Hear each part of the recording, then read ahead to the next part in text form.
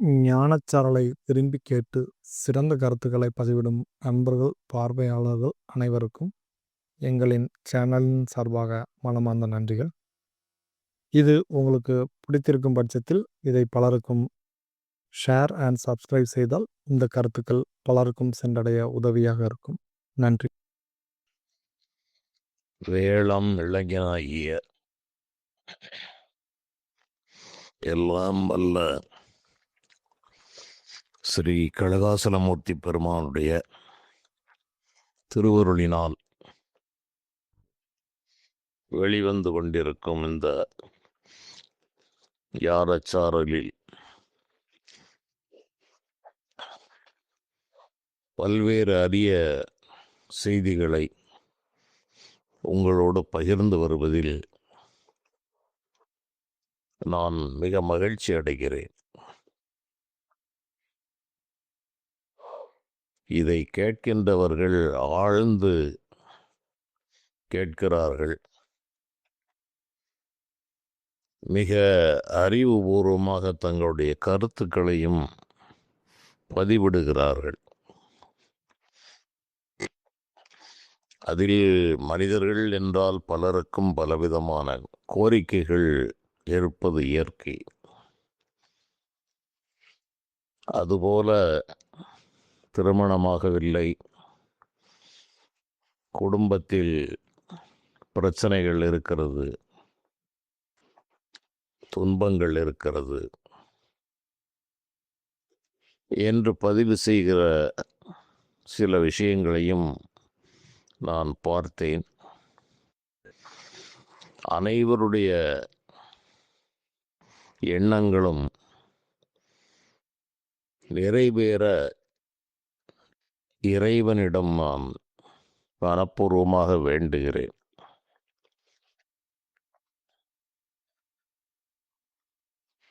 ஏனென்றால் பொதுவாகவே அதில் அந்த கருத்துக்கள் பதிவிடுவதை நான் எப்படியும் ஓரிரு தினங்கள் அதை கவனிப்பது உண்டு. அவ்வாறு கவனிக்கும்போது சிலருடைய மனக்குறைகள், இது தவிர இந்த ஜோதிட உலகில் நான் பார்த்த அனுபவத்தில் துன்பம் என்பது இல்லாத மனிதர்களே இல்லை. பொதுவாகவே இந்த உலகத்தில் துன்பம் இல்லாத மனிதர்கள் இல்லை என்பதுதான் நிரந்தரமான உண்மை. நீடிய சுகம் உள்ளோர் நீழ்நிலத்தில் இல்லையே என்று சொல்வார்கள். மன்னர்களாக இருந்தாலும் கூட அவர்களுக்கும் கவலைகள் இருக்கிறது. நீடித்த சுகம் உடையவர்கள் இந்த பூமண்டலத்தில் இல்லை. இவ்வாறு அது தத்துவார்த்தமாக போகிறது. ஆகவே எல்லா மனிதர்களுக்கும் அந்த துன்பங்கள் அந்தந்த பருவத்திலே இருக்கும். வேலை கிடைக்காத காலத்தில் வேலையை பற்றிய தேடுதல் இருக்கும். திருமண வயதில் திருமணமாகவில்லையே என்ற மிகப்பெரிய ஒரு மன அழுத்தம் இருக்கும். குழந்தை பேர் இல்லை என்பவர்களுடைய துன்பம் சொல்லி மாளாது. வறுமை என்பது அது மிக கொடுமையானது. அதிலும் இளமையில் வறுமை என்பது மிக மிக கொடுமையானது. இந்த வறுமையோடு நோயும் சேர்ந்தால் அது இன்னும் மிகப்பெரிய துன்பத்தை தரும். இப்படி கணக்கில்லாத துன்பங்களை அனுபவிக்கிற நிலையில் அனைவருக்கும் நல்ல ஒரு மனநிலையும் உடல்நிலையும் வாய்த்து அவருடைய கோரிக்கைகளெல்லாம் நிறைவேற வேண்டும் என்று நான் என்னுடைய பிரார்த்தனையை தெரிவித்துக் கொள்ளுகிறேன். ஆழ்ந்து கருத்துக்களை பதிவிடுகிற உங்களுக்கும் என்னுடைய அன்பையும் நன்றியையும் தெரிவித்துக் கொள்ளுகிறேன். காரணம், இந்த காலங்களில் இது போன்ற கருத்துக்களை ஒற்று கவனித்து கேட்பவர்கள் மிக மிக குறைவு. அந்த நிலையில் இதை இவ்வளவு பேர் கேட்கிறார்கள், அதை வரவேற்கிறார்கள் என்பதை உங்களுடைய கருத்து பதிவுகளின் மூலமாக நான் புரிந்து கொள்கிறேன். இன்னும் உங்களுடைய சிறப்பான கருத்துக்களை நீங்கள் பதிவிடுமாறும் நான் கேட்டுக்கொள்ளுகிறேன். இப்போது இன்று நாம் பேச இருப்பது இந்த உடம்புக்கு வெளியே போவது என்பது இந்த யோக ஞான சாதனையில் ஒரு பெரிய ஒரு விஷயமாக அன்றும் இன்றும் பார்க்கப்படுகிறது. அது மானிட நிலையில் அரிதான காரியம்தான், அதில் எந்த சந்தேகமும் இல்லை. ஆனால் அனைவருக்கும் இது நடக்கிறது. எல்லோரும் இந்த அனுபவத்தை பெற்றுக்கொண்டேதான் இருக்கிறார்கள். அது எப்படி பெறுகிறோம், எப்படி நடக்கிறது என்பதை இறைவன் மறைக்கிறார். அவ்வாறு மறைக்கிற காரணத்தால் இதை பற்றி பலர் பலவிதமாக கூறும்போதும், இப்போ நானும் கூறியிருக்கிறேன், உடம்புக்கு வெளியே என்னுடைய அனுபவங்கள் எப்படி இருந்தது, சூக்கும சரீரத்தில் பயணம் செய்வது என்பதை பற்றியெல்லாம் நான் சில தொடர்களில் பேசியிருக்கிறேன். இது நம்பகமானதா அல்லது ஏதோ மனதின் கற்பனையா என்றெல்லாம் எண்ணங்கள் எழுவது சாதாரணமாக இயற்கைதான். காரணம், இந்த உலக வாழ்க்கை பல மாயங்களை வைத்து இறைவன் நம்மை அனுபவிக்கும்படியாக இந்த ஓனுடலை கொடுத்திருக்கிறார். இதில் என்ன வேடிக்கை என்றால், ஊனுடல் இருப்பது சில காலம், ஆவி உடல் இருப்பது பல காலம், உயிர் இருப்பதும் பல காலம், ஜீவன் இருப்பது நிரந்தரம். ஆன்மா என்பது மிக மிக நித்தியமான வஸ்து. இறைவன் எப்படி நித்தியமாக இருக்கிறாரோ அதுபோல ஆன்மாவும் நித்தியமாகத்தான் இருக்கிறது. இந்த நித்தியமான விஷயங்களை நம்ப மறுக்கிற இந்த மனம் தற்காலிக விஷயங்களை மட்டும் ஆழமாக நம்புகிறது. அது இறைவனால் செய்யப்பட்ட மயக்கம். இந்த மயக்கங்களை விலக்கி வெளியே வந்தவர்களே ஞானிகள், அறிஞர்கள், தபோதனர்கள், பக்தர்கள் என்று பல விதங்களில் யோகிகள் என்றெல்லாம் அறியப்படுகிறார்கள். அப்போது இந்த உடலுக்கு வெளியே விழித்திருக்கும் போதும் மனிதர்கள் செல்கிறார்கள், தூக்கத்திலும் செல்கிறார்கள். இது தினந்தோறும் இந்த உடலை கொண்டு அனுபவிக்கிற சுகதுக்கங்களும், அதை தவிர எல்லோருக்கும் நிச்சயமாக ஒரு 8 மணி நேர உறக்கம் என்பது இருக்கிறது. அது ஒரு குறிப்பிட்ட காலத்தில் அது இருக்கும். அரிதாக சிலருக்கு அந்த நித்திரை என்பது எட்டாத ஒரு பொருளாகவே போய்விடும். அதிலும் வயோதிகம் என்று வந்துவிட்டால் அந்த தூக்கம் எப்போது வரும் என்பதும் கூட, பகல் நேரங்களில் சில நேரம் தூக்கங்கள் வரலாம், இரவிலே அகால நேரங்களில் விழிப்பு வரும். இப்படி அந்த தூக்கம் குறைந்து கொண்டே போகிறது. இந்த விழிப்பு நிலை அனுபவமே அவர்களுக்கு இந்த உடல் சுமை என்பதை உணர்த்துவதற்காக இந்த வயோதிகத்தில் இறைவன் செய்கிற வேலை. இந்த உடல் சுமை என்பதை உணராமலேதான் மானிட வாழ்வு போய்கொண்டிருக்கிறது. அதை நான் கடந்த தொடர்களிலே பேசியிருப்பேன். இந்த உடம்பு ஒரு சிறை என்ற உணர்வு இல்லாமல் இதை பிடித்து வைத்து கொள்ள வேண்டும் என்று எண்ணுவது இந்த மாய மனம்.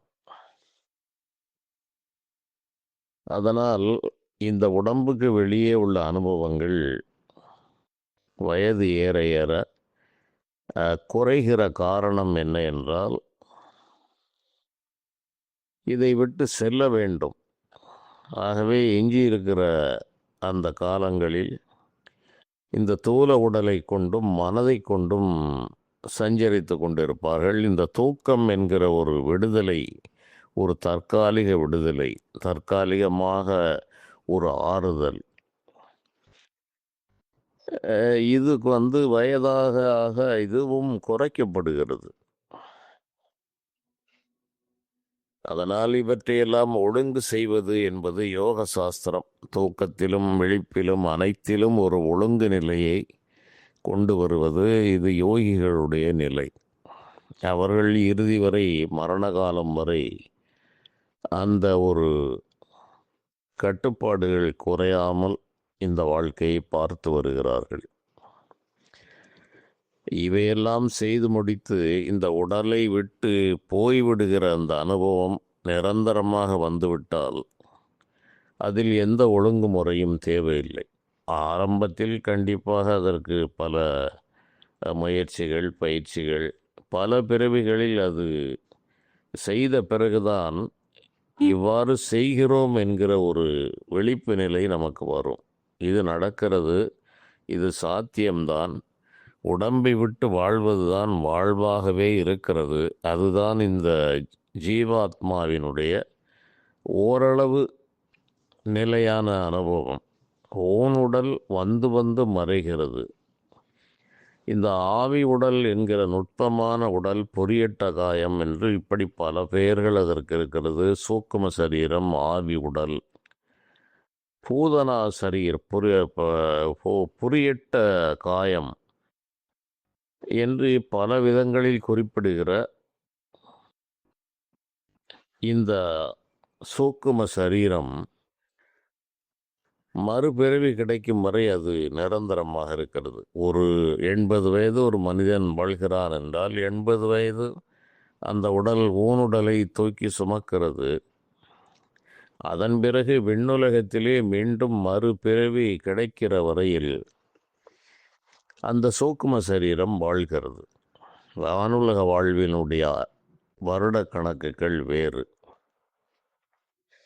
ஆக அது அதிகமான வருடங்கள் அந்த சூக்கும சரீரம் வாழ்ந்து கொண்டிருக்கிறது. இந்த சூக்கும சரீரத்தில் தான் இந்த அந்தக்கரணங்கள் என்று சொல்கிற மனம், புத்தி, சித்தம், அகங்காரம் என்கிற 4 அந்தக்கரணங்களும், பொதுவாக 25 தத்துவங்களும், 96 தத்துவங்கள் மானிட உடலுக்கு சொல்லப்பட்டாலும் இந்த 25 தத்துவங்கள் இந்த சூக்கும உடலில் மறுபிறவி எடுக்கும் வரை இருக்கும். இந்த தத்துவங்களோடு அது ஒரு வாழ்க்கையை அனுபவிக்கிறது. அதனால் சற்று இந்த ஓனுடலை காட்டிலும் அது சற்று மதிப்பை பெறுகிறது. அந்த சூக்கும சரீரம்தான் இந்த தோல் பையை வைத்து சகல அனுபவங்களையும் அனுபவிக்கிறது. இது மாற்றி புரிந்து கொள்ளப்பட்டிருக்கிறது மனிதர்களுக்கு. தோல்பை என்பது தற்காலிகமானது, இது அழிவுக்கு உட்பட்டது, எளிதில் அழிந்துவிடும் தன்மை உடையது. தோல்பை எதையுமே அனுபவிக்கவில்லை. இந்த தோல்பையில் கருவிகள் இருக்கிறது. அந்த கரணங்கள் என்பவையெல்லாம் சூக்கும சரீரத்தில் தான் இருக்கிறது. அதை பிராணமய கோஷம் என்றும் சொல்லலாம். இப்படி பல பெயர்கள் இருக்கிறது. கோஷங்கள் என்று 5ஆக பிரிப்பார்கள். அவையெல்லாம் நாம் குழப்பிக்கொள்ள தேவையில்லை. சூக்கும சரீரம் என்ற அளவில் அதை நிறுத்திவிடலாம். அதில் தான் அநேக அனுபவங்கள் அதன் வாயிலாகத்தான் உணரப்படுகிறது. பிரதானமாக மனம் இருப்பது இந்த சூக்கும சரீரத்தில் தான். அந்த கரணங்களில் மனம் என்பதுதான் பிரதானம். இந்த மனமே இந்த ஓன் உடலை வைத்தும் அனுபவிக்கிறது, சூக்கும உடலை வைத்தும் அனுபவிக்கிறது. ஆகவே இந்த ஆன்மாவோடு நெருங்கி இருப்பது இந்த மனம். இந்த மனம் என்ற ஒன்றுதான் இந்த அனைத்தையும் நமக்கு காட்டி கொண்டிருக்கிறது. விழிப்பு நிலை வாழ்க்கையை காட்டுகிறது. தூக்கத்திலே வேறு ஒரு விசித்திரமான உலகத்திலே நம்மை வைக்கிறது. அளவிலாத கற்பனைகள் செய்கிறது. அதற்கு ஒரு அளவு என்பதே இல்லை. அது பிரம்மாவினுடைய வேலையில் பாதியை எடுத்துக்கொள்ளுகிறது. அது என்ன செய்கிறது என்றால், அங்கும் இங்கும் பார்த்தவை கேட்டவை என்று பல பிறவி நினைவுகள், இப்பிறவி நினைவுகள் அனைத்தையும் ஒன்று திரட்டி ஒரு பெரிய ஒரு திரைப்படம் போல அது தன் மனதிற்கு தானே போட்டு பார்த்து, அந்த பலவிதமான அழுத்தங்கள், நிறைவேறாத ஆசைகள், இப்படி பலவற்றையும் அந்த சொப்பனத்தின் வாயிலாக இந்த சூக்கும உடலின் மனம் சரி செய்து கொள்ளுகிறது. இவ்வாறு இது சரி செய்து கொண்டால் மட்டுமே இந்த ஓன் உடலை மீண்டும் மறுநாள் சுமந்து அந்த வாழ்க்கையின் சுகதுக்கங்களை எதிர்கொள்வதற்கு அது தயார் நிலைக்கு வருகிறது. அந்த ஓய்வும் நிம்மதியும் சூக்கும சரீரத்தில் உள்ள மனதிற்கு கிடைக்காவிட்டால் மறுநாள் இந்த தூல உடல் இருந்தாலும் அது முழுமையாக பயன்படுத்த முடியாத நிலைக்கு போய்விடுகிறது. அதனால் நான் வலியுறுத்தி சொல்ல விரும்புவது என்ன என்றால், உடம்புக்கு வெளியே என்பதுதான் ஓரளவு நிரந்தரம். அது எப்போதுமே நிரந்தரமானது. ஆன்மா அகண்டமானது, ஆன்மா போவதுமில்லை வருவதுமில்லை என்பதெல்லாம் உயர்ந்த தத்துவங்கள். அது இறுதியான நிலை. நாம் ஆரம்ப நிலையில் உள்ள அநேக மயக்கங்களை இப்பல மானிடர்களுக்கு அது புரியாத காரணத்தால் அந்த அடிப்படை விஷயங்களை மட்டும் நான் கூறுகிறேன். இதில் உயிர் என்பதும் அநேக இடங்களில் இந்த பிராணனை உயிர் என்று சொல்லுவது உண்டு. உயிர் என்பதும் ஜீவ ஆன்மா என்று சொல்வதும் பல இடங்களில் வேறுபடும். சில இடங்களில் ஒன்று போல சொல்லவும் படும். அதனுடைய வேறுபாடுகளை தெரிந்து கொள்ள வேண்டும். உயிர் போய்விட்டது என்று சொன்னால் ஆன்மாவை பற்றி அதிகம் யாரும் சிந்திப்பதில்லை. இந்த பிராண சக்தி போய்விட்டது என்பதுதான் உயிர் போய்விட்டது என்று சொல்லப்படுகிறது. ஆகவே இந்த உயிர் என்பது இந்த சூக்கும சரீரத்தில் பிரதானமாக செயல்படுவது. சூக்கும சரீரத்துக்கு ஆதாரமாக இருப்பது, 5 கோஷங்களையும் தாங்கி கொண்டிருப்பது இந்த உயிர். இந்த உயிர் என்பது அது அழியவும் செய்யலாம். அதை ஆவி என்று சொல்வது அந்த உயிரைத்தான். ஆன்மா என்பது அழியாத்தன்மையில் இருக்கிறது. இந்த உயிர் பலகாலம் இருந்து ஒரு நிலையில் இந்த உயிரும் அந்த சுவாசத்தோடு பிராணசக்தியோடு கலந்து போகிறது. அதனால் இந்த சூக்கும சரீர வாழ்வு என்பதுதான் எல்லோருக்கும் நடந்து கொண்டிருக்கிறது. விலங்குகள் முதல் அனைவருக்கும் இறைவன் வைத்திருப்பது இந்த சூக்கும சரீர வாழ்வு. இந்த மாமிச உடல் கொடுக்கப்பட்டது சுகதுக்கங்களை அனுபவிப்பதற்கு. இது இருந்தால்தான் முடியும். இந்த மனதால் அனுபவிப்பது என்று அனைத்து விஷயங்களுக்கும் ஒரு கருவி தேவைப்படுகிறது. அந்த கருவியே இந்த பூத உடல், மானிட உடல், மாமிச உடல். இந்த மாமிச உடலை வைத்துத்தான் இந்த மனம் பல இன்ப துன்பங்களையும் அனுபவிக்கிறது. அதுதான் வாழ்வு. அது ஒரு 16 மணி நேர வாழ்வு. ஒரு 80 வயது நிறைந்த ஆயுள் என்றால் அவர் தினந்தோறும் வாழ்வது ஒரு 16 மணி நேரம்தான் இந்த வெளிப்புலக நனவு வாழ்க்கையை வாழ்கிறார். அதிலும் பல நேரங்களில் கடந்த காலத்துக்கு செல்லுகிறார், எதிர்காலத்துக்கு செல்லுகிறார். இந்த 2 காலங்களிலும் சென்று நடைமுறையை விட்டுவிட்டு அங்குமெங்கும் சுற்றி அலைவதுதான் அநேக மனிதருடைய வாடிக்கை. ஒரு மனிதர் அலுவலகத்துக்கு செல்லுகிறார், நெடுந்தொலைவு புகை வண்டியில் செல்கிறார் என்றால் அவர் நிகழ்காலம், எதிர்காலம், கடந்த காலம் என்று 3 காலத்திற்குள்ளும் போய்த்தான் வருவார். அலுவலகத்திற்கு போய் என்ன செய்ய வேண்டும் என்று எதிர்காலத்தை பற்றிய திட்டமாக எண்ணங்கள் ஓடும். புறப்பட்டு வரும்போது என்னென்ன செய்தோம் என்று கடந்த காலத்திற்கு மனம் தாவும். விழிப்பு நிலையில் சாதாரணமாக அந்த புகை வண்டியிலோ பக்கம் பக்கத்தில் நடக்கிற நிகழ்ச்சிகளையும் கவனித்து கொண்டிருக்கும். இப்படி எப்போதுமே 3 காலங்களுக்குள்ளும் சென்று வருவது இந்த மனம். இந்த உடம்பை மறப்பது மனதினுடைய இயல்பு. ஆனால் இந்த உடல் மறக்க விடாமல் பிணைக்கப்பட்டிருக்கிறது இந்த சூக்கும சரீரத்தோடு. ஒரு கைதிக்கு விலங்கு போட்டது போல இந்த சூக்கும உடலை பிணைத்து வைத்திருக்கிறார்கள். அதனால் இதிலிருந்து வெளியே செல்வது என்பதுதான் அனைவருக்கும் இயல்பான ஒரு நிலை. அந்த நிலையை பற்றி புரிந்து கொள்ளாத காரணத்தால் அது அதிசயமாக பார்க்கப்படுகிறது. இதுதானே எப்போதும் உள்ளது, இதிலிருந்து மாறுபட்டு நான் சூக்கம் உடம்பில் சென்றேன், அதை பார்த்தேன், இதை பார்த்தேன் என்று சொல்கிறவர்களை வியந்து பார்க்கிற ஒரு நிலை சாமானிய மனித மனதிற்கு ஏற்படுகிறது. இந்த மனம் மிகப்பெரிய ஒரு பிரம்மாவினுடைய வேலையை செய்கிறது என்று நான் கூறினேன். அது செய்கிற வேலைக்கு ஒரு அளவே இல்லை, அந்த அளவு அது வேலையை செய்கிறது.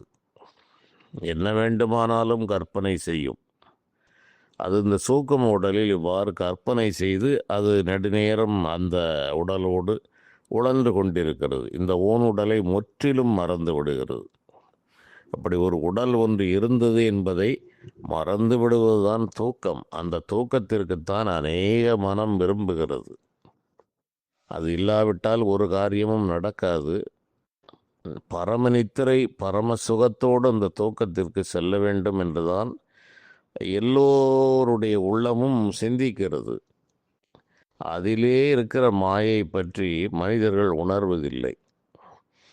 இந்த உடம்புதான் சுகத்துக்கு ஆதாரம் என்றும் இந்த உடம்புதான் நான் என்றும் மயக்கத்தில் வாழும்போது இந்த உடம்பை விட்டுவிட்டு வேறு ஏதோ ஒரு நிலை, தூக்கம் என்ற நிலைக்கு செல்ல வேண்டும் என்பதை இந்த மனம் மிகவும் விரும்புகிறது. இது செய்கிற மாயை நன்கு யோசித்தால் இதனுடைய உண்மைத்தன்மை புரியும். நேசிக்கப்பட்ட உடல், ஒரு சிறு எறும்பு கூட கடித்து விடாமல் பாதுகாக்கப்பட்ட உடல், பல பல சரிவிகித உணவுகளை உண்ண வேண்டும், உடல் நலத்தை பேண வேண்டும், ஆரோக்கியத்தை பேண வேண்டும் என்றெல்லாம் இப்போது மிகப்பெரிய விழிப்புணர்வுகளெல்லாம் சொல்லப்படுகிறது. அதை உண்ணுங்கள், இதை உண்ணுங்கள், இதை தவறுங்கள் என்று இந்த உடலை பற்றி கணக்கில்லாத ஆய்வுகள்.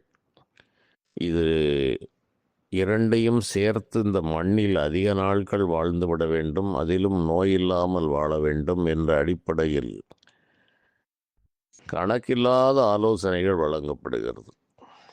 இவை ஓரளவு தேவைதான் என்றாலும் ஒரு நிலையில் இவையெல்லாம் பயன்படாது.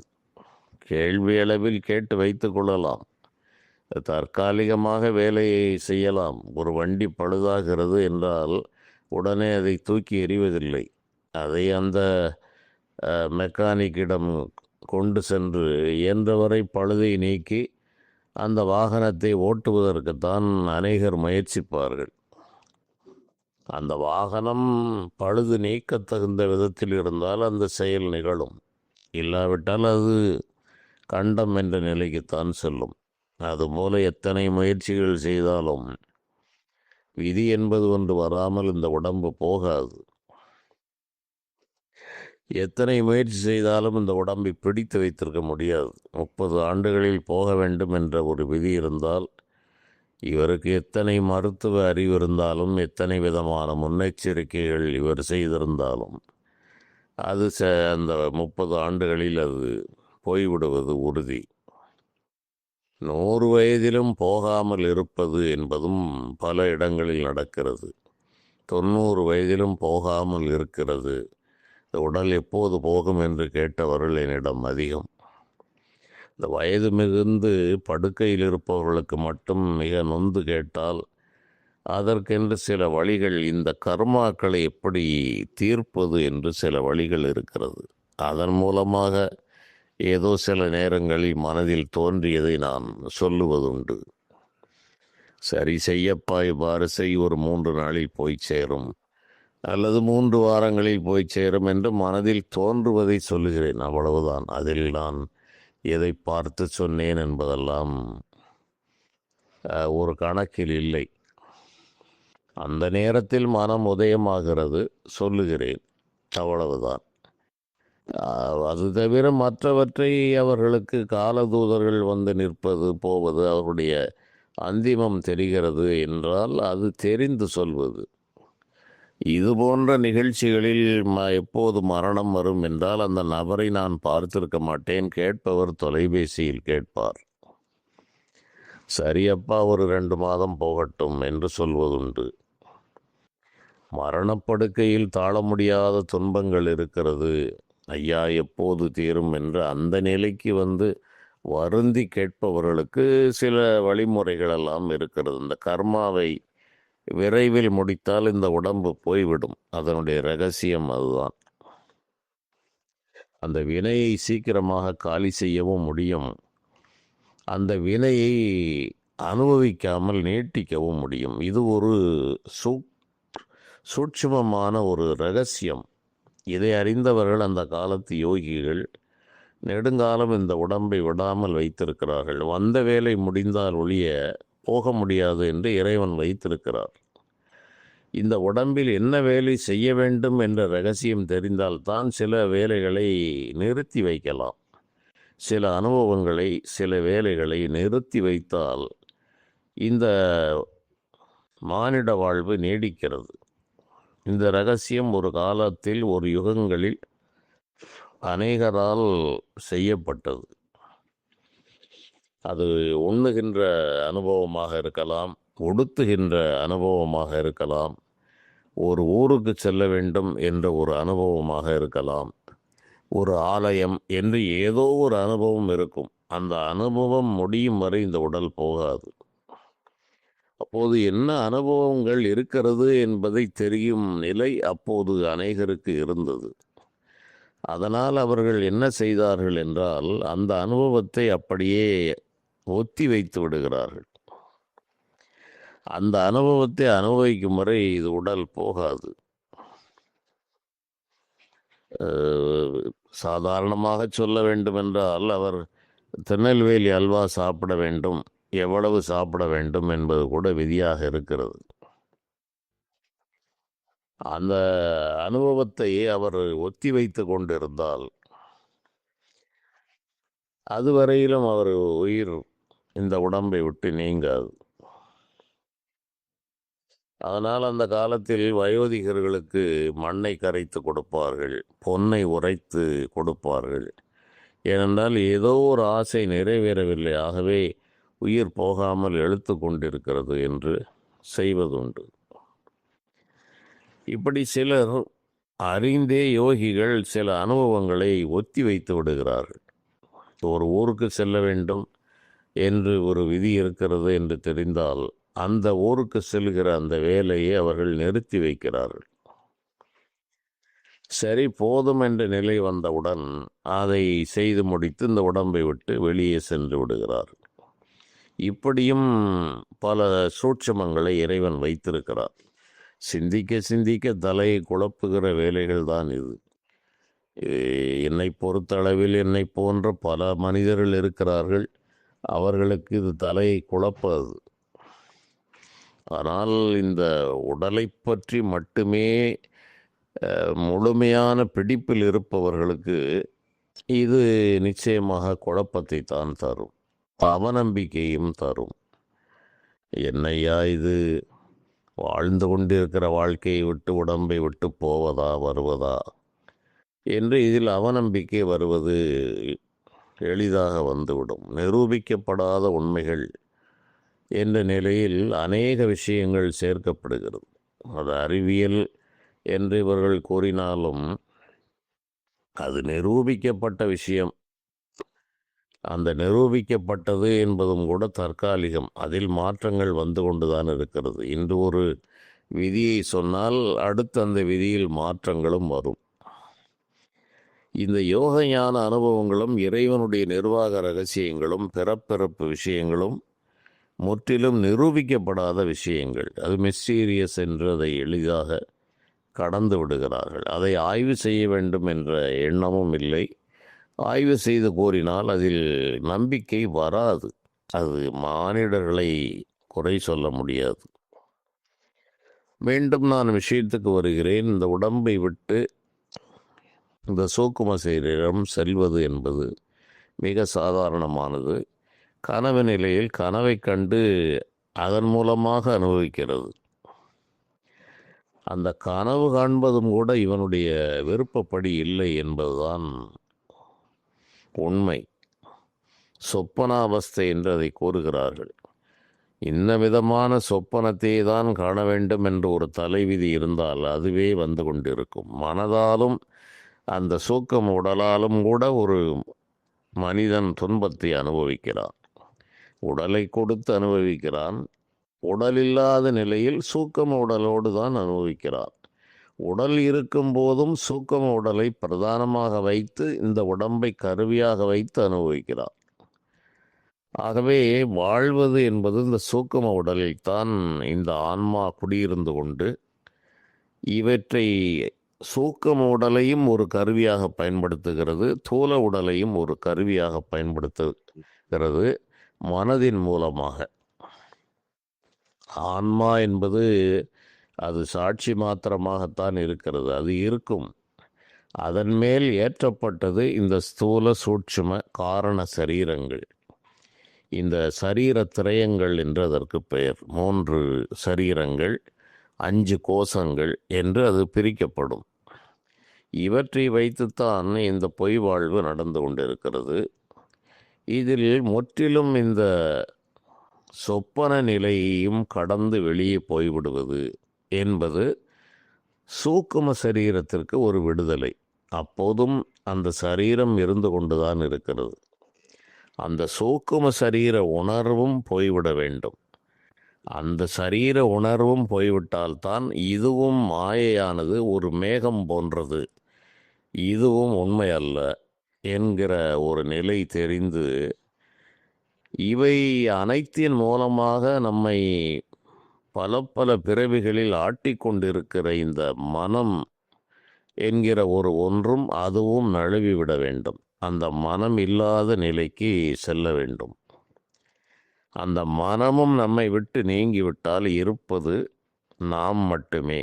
இந்த ஆன்மா என்கிற அறிவு உணர்வு மட்டுமே இருக்கும். அதுவே உயர்ந்த நிலை, சமாதி நிலை, அறிவு நிலை என்று அதற்கு பல பல பெயர்கள் இருக்கிறது.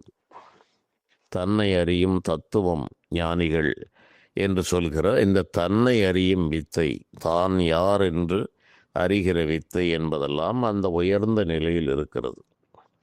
இப்போது நாம் இந்த சூக்கம் உடல் வாழ்வை மட்டுமே அதை பற்றி சற்று விரிவாக நாம் பார்க்கிறோம்.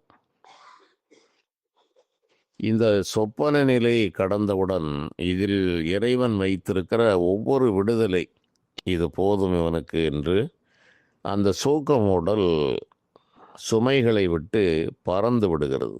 சொப்பனத்தை அனுபவிக்கும் போது அது மாமிச உடம்போடு பொருந்தித்தான் அனுபவிக்கிறது. ஆனால் அதனுடைய பிடிமானம் மிக தளர்ந்து போயிருக்கும். மானிட உடல் ஏங்கி கொண்டிருக்கும். அதற்குள்ளிருந்து பட்டும் படாமலும் உள்ளும் வெளியுமாக இருந்து இந்த சொப்பன நிகழ்வு நடக்கிறது. அதில் பிரதானமாக செயல்படுவது மனம்.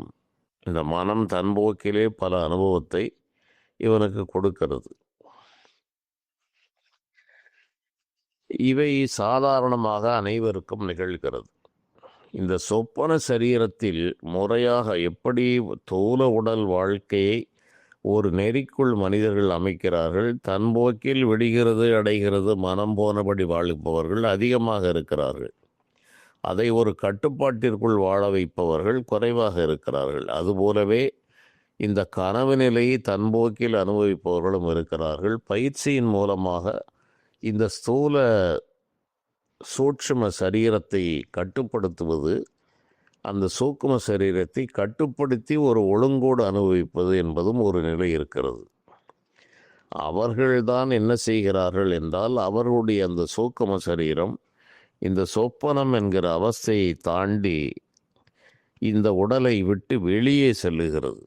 இந்த உடலை விட்டு வெளியே செல்வது சர்வசாதாரணமாக இதற்கு அதனுடைய யதார்த்த இயல்பே அதுதான். எப்போது கூட்டை விட்டு பறவை உணவை தேடி தேடி பறந்து செல்கிறதோ அதுபோல இந்த சுமையை விட்டு விட்டு செல்வதுதான் இந்த சூக்கும சரீரத்துடைய இயல்பு. அது இறைவனால் பிணைக்கப்பட்டிருக்கிற காரணத்தால் அது செல்ல முடியாமல் கயிற்றில் கட்டப்பட்ட மாடு போல் அது திண்டாடுகிறது. ஆனாலும் இறைவன் ஒரு கருணை செய்து அதற்கு அந்த சொப்பன நிலை தாண்டியவுடன் அதற்கு ஒரு விடுதலை தருகிறார். அந்த விடுதலை, அந்த சுதந்திரம் ஒரு எல்லைக்கு உட்பட்டது. ஞான நிலை முதிர முதிர இந்த உடல் மேல் உள்ள தேகாபிமானமும் இந்த உலக விஷயங்களும் பொய் என்று உணர உணர இந்த விடுதலை அதிகமாக இருக்கிறது. அப்படிப்பட்டவர்கள் இந்த சூக்கும சரீரத்தை வெளியே எளிதில் கொண்டு சென்று விடுகிறார்கள்.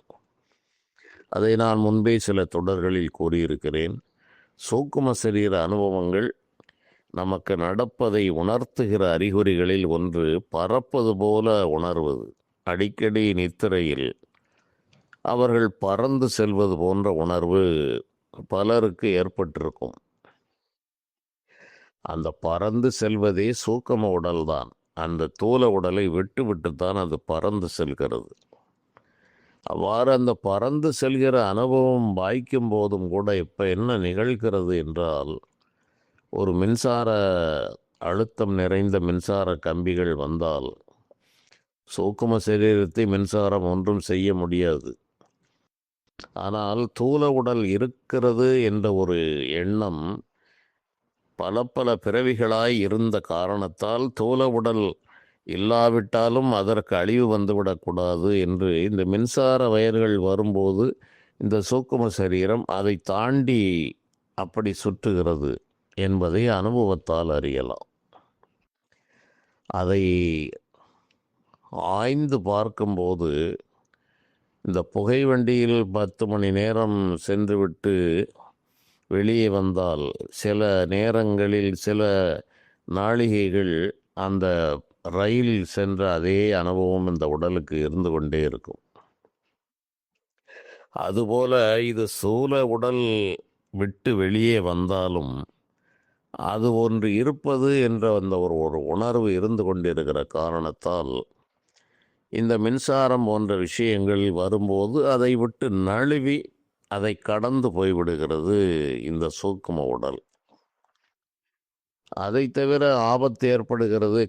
கீழேயும் சஞ்சரிக்கும். மண்ணிலும் கூட இந்த சூக்கும சரீரம் வெளி அனுபவத்தில் சஞ்சரித்து கொண்டு சாமானியமாக இருக்கும்.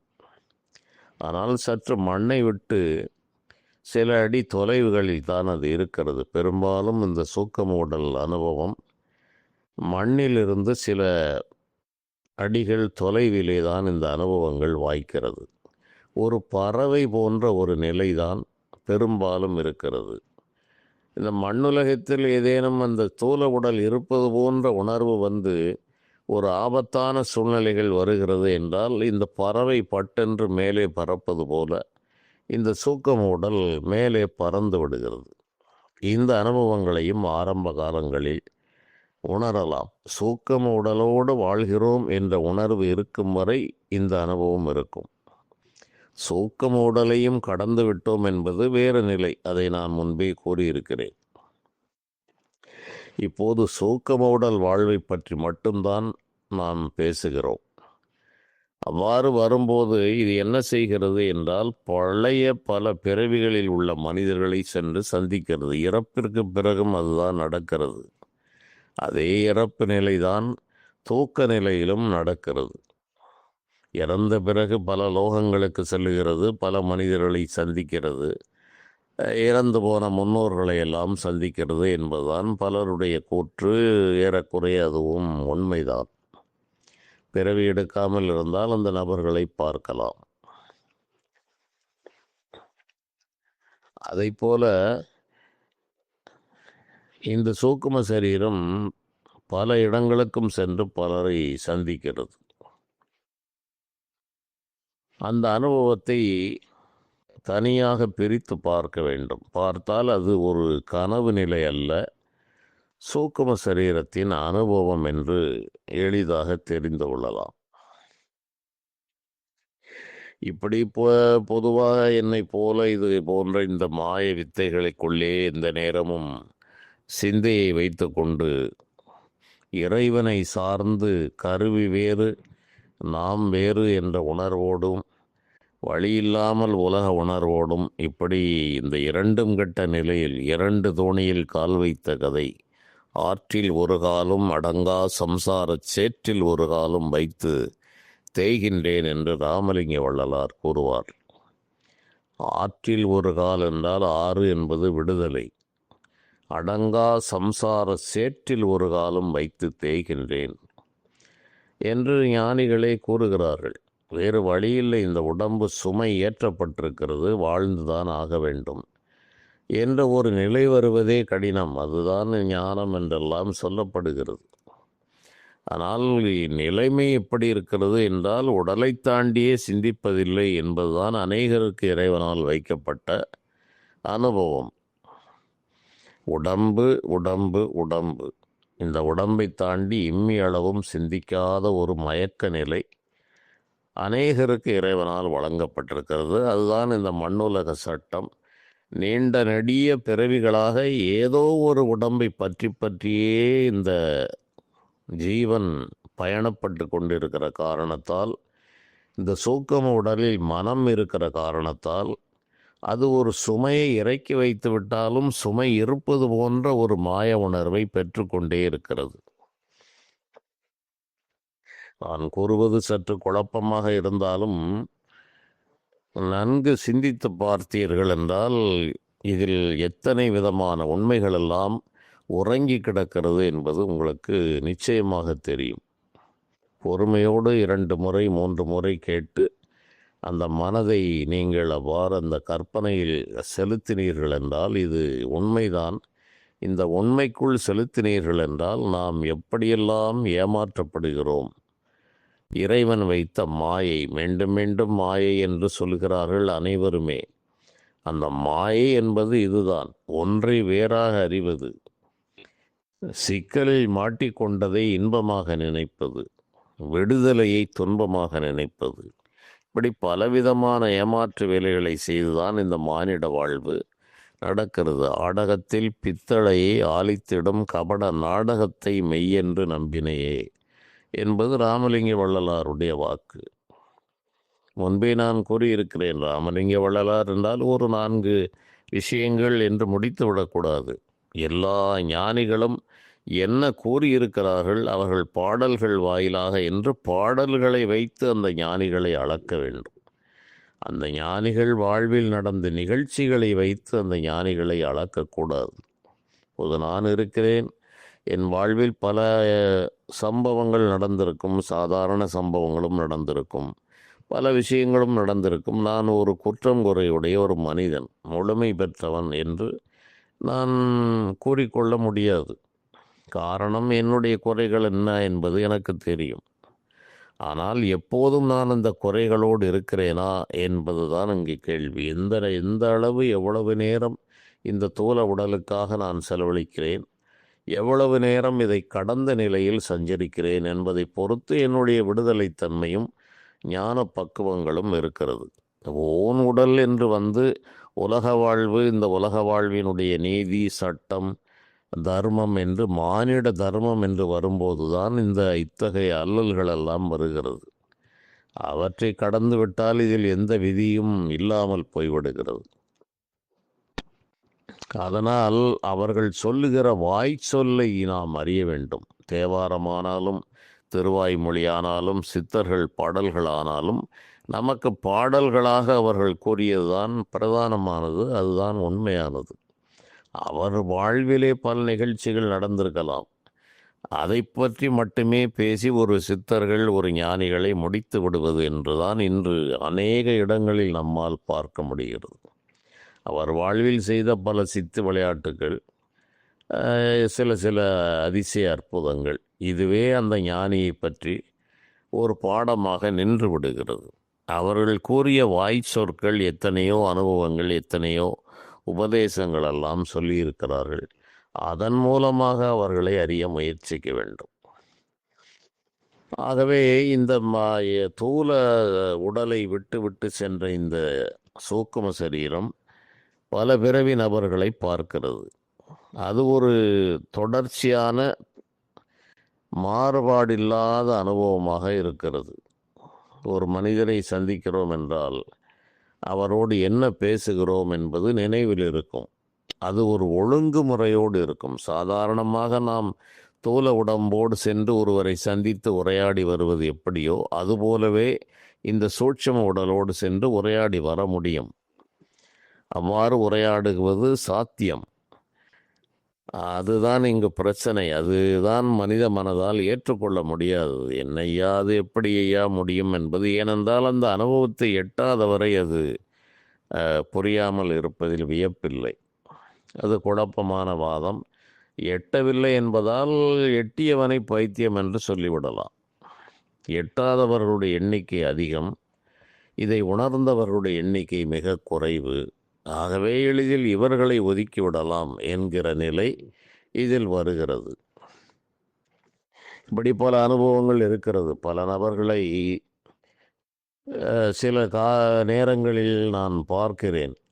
பார்த்தால் ஒரு மனிதன் என் வயதை ஒட்டி இருப்பார் என்று என் வயது என்றால் இப்போது இருக்கிற வயதல்ல, இளமை வயதோடு இருக்கிற போல ஒரு மனிதனை, ஒரு நபரை நாம் சந்தித்து உரையாடுகின்ற போது பல விஷயங்களை அவர்கள் கூறுகிறார்கள். கூறும்போது அவர்களும் இந்த முதலில் கண்டுபிடிக்க முடியாமல் இருக்கிறது. அதன் பிறகு போக போக அவருடைய பேச்சினுடைய தன்மையை வைத்து இந்த அவரும் சூக்கும சரீரத்தில் தான் இருக்கிறார். ஒரு நிலைக்கு பிறகு பார்த்தால் அவருடைய வயதை அவர் கூறும்போது பிரமிப்பாக இருக்கிறது. பல அனுபவங்களை கூறுகிறார்கள். அப்படிப்பட்ட நபர்களை அந்த சூக்கும உடலில் சென்று நாம் கண்டு உரையாட முடிகிறது. அதன் பிறகு அவருடைய தகுதியை தெரிந்து பார்த்தால் இளமை போல தெரிகிறது. ஆனால் அங்கு இருப்பதோ வேறு ஒரு நிலையில். அவர்கள் நெடுங்காலமாக அந்த நுட்ப உடலோடு இருக்கிறார்கள். அதை கடந்த நிலையிலும் இருக்கிறார்கள். ஆகவே அவர்களிடம் ஆசி பெறுவது என்கிற நிகழ்ச்சிகளும் நடக்கிறது. அவர்களும் ஆசி வழங்குகிறார்கள். அதை கண்டுபிடித்த பிறகுதான் அவர்கள் அதை வெளிப்படுத்துகிறார்கள். அதுவரை அவர்களும் சாமானியர்கள் போலவே நம்மிடம் நடந்து கொள்கிறார்கள். அதை கண்டுபிடித்த பிறகு அவர்கள் அந்த உண்மை தெரிந்த பிறகு அவர்கள் நமக்கு வேண்டிய அந்த ஆசிகளை பரிபூர்ணமாக வழங்குகிறார்கள். இது யோகிகள் சித்தர்களை சென்று சந்திக்கும் போது ஏற்படுகிற அனுபவம். இறை அனுபவம் என்பது அது எல்லாவற்றுக்கும் மேலான ஒரு மிகச்சிறந்த அனுபவம். அதுதான் இந்த யோகிகள் வடிவிலெல்லாம் வருகிறது என்பது அது முடிவான நிலை. இப்படி அநேக விசித்திரமான நபர்களை எல்லாம் காலத்தால் மிக கடந்து போனவர்கள், 100 ஆண்டுகளுக்கு முன்பு இருந்தவர், 200 ஆண்டுகளுக்கு முன்பு இருந்தவர்களெல்லாம் சூக்கும சரீரத்தில் இருக்கிறார்கள். அந்த உடலுக்கு, அந்த உலகத்திற்கு சென்றால் அந்த வடிவோடு அவர்களை பார்க்க முடிகிறது. அவருடைய அன்றாட வாழ்க்கையை பார்க்க முடிகிறது. இவற்றையெல்லாம் சொன்னால் அநேகரால் நம்ப முடியாது. அவ்வாறு சொன்னால் அதற்கு என்ன பட்டங்கள் தரப்படும் என்பது நமக்கு தெரியும்.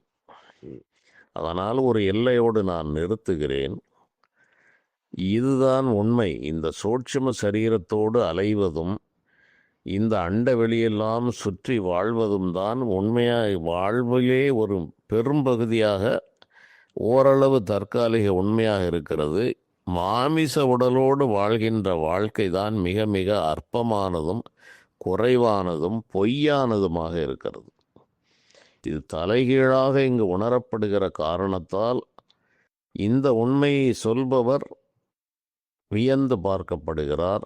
அவநம்பிக்கைக்கு மனித மனம் உள்ளாகிறது. காரணம், அந்த சூக்கும உடலின் அனுபவத்தை பிரித்து பார்க்க முடியாமலும் சொப்பன அவஸ்தையை பற்றியே முழுமையாக அறிந்து கொள்ள முடியாததும், இந்த உடல் விட்டு வெளியே சென்று சென்றுதான் வருகிறது. இந்த பறவை கூடு போல குரம்பை தனித்து ஒழிய புல் மறந்தற்றே உடம்போடு உயிரிடை நட்பு என்று வள்ளுவர் பெருமான் இதை மிக தெளிவாக கூறுகிறார். இதை நான் பல தொடர்களிலே கூறியிருக்கிறேன்.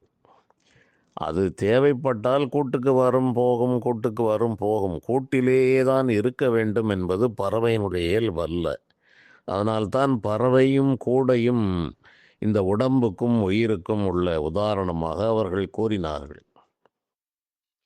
போவதும் வருவதுமாகவே இருக்கும். இறைவன்தான் போக்கும் வரவும் புணர்வுமிலா பொன்னியன் என்று மணிவாசகர் கூறுகிறார். ஆனால் இந்த ஜீவனுக்கும் போக்கும் இல்லை, வரவும் இல்லை. ஆனால் சூக்கும சரீரம் என்ற ஒரு சுமை இருக்கிறது. கனத்த சரீரம் காற்று சரீரம். இந்த காற்று சரீரத்தில் மனம் இருந்து அனுபவிக்கிறது. ஆகவே ஒரு மனிதன் ஒரு நாளில் பல பல மாய அனுபவங்களை பெறுகிறான். ஆகவே தான் இதை மாய வாழ்வு என்றே அநேக ஞானிகள் குறிப்பிடுகிறார்கள். இதுவும் காலம் கடந்து போய்விடுகிறது. குறைந்த நேரம் என்று இனத்தை சொல்லப் போகிறோம் என்று நினைத்தால் அது ஏதோ ஒரு எல்லையில் இருக்கிறது. மேலும் இது போன்ற செய்திகளை பார்க்கலாம். நன்றி.